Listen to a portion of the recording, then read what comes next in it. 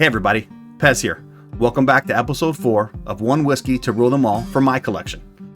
This week will be the battle of the 101s, a Wild Turkey 101 versus Maker Mark 101. Get ready. Fight! As always, what I'm going to do is I am going to take a drink of this, not going to give any notes, no nosing or something, just so I can remember why I like it so much. Just a small little drink of this one. See what's going down. Give it a nose. All right. For the challenger, Maker's Mark 101. Screw top. Okay. Doesn't mean it's going to lose. A little bit more of this one. There, so I can get a little bit more of the experience. Normally I like to pop this on. Much less dramatic when I have to screw it down, but okay. All right, let's go in for the nose. All right, first and foremost, this one's going to be much closer than last week. Got some strong cherry there, really strong cherry. Almost it teeters on that like medicinal like cough syrup cherry, but it doesn't get to that point where it's kind of off-putting. It's like, but you do definitely, since this is a totally different build than the Wild Turkey, you definitely are starting to pick that out with the different grains that are used here, right? I do like the cherry on the Maker's Mark 101 quite a bit. However, the Wild Turkey does smell a little more balanced to me.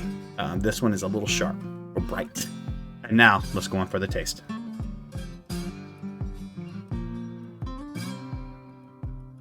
Wow. Go back in real quick. Okay, so what I pick on here is the cherry notes come through really good on the initial test. It's very sweet, very approachable. Cherry notes come through, kind of goes into a little bit of the creaminess. There's a pretty decent mouthfeel, actually. I get a little bit of that creamy vanilla, not really going caramel or anything like that. Kind of go cherry to vanilla. In the finish, the cherry kind of comes back with a little bit of that wouldn't say barrel really, but there's a little tannin that hits the back of my tongue, a little bit of that dryness, but in a good way. I do like this quite a bit. For the first time ever in these episodes, but there's only been 4. I got to go back, and I do got to pour a little bit more of this Wild Turkey in order to see. You got to get into this one just a little bit. See, Wild Turkey is a little more classic nose of bourbon, which I do like. It does have a little bit of the cherry there, but it's not just the dominating thing. It's got a little bit more of the caramel, a little bit more richness, a little bit more barrel in there.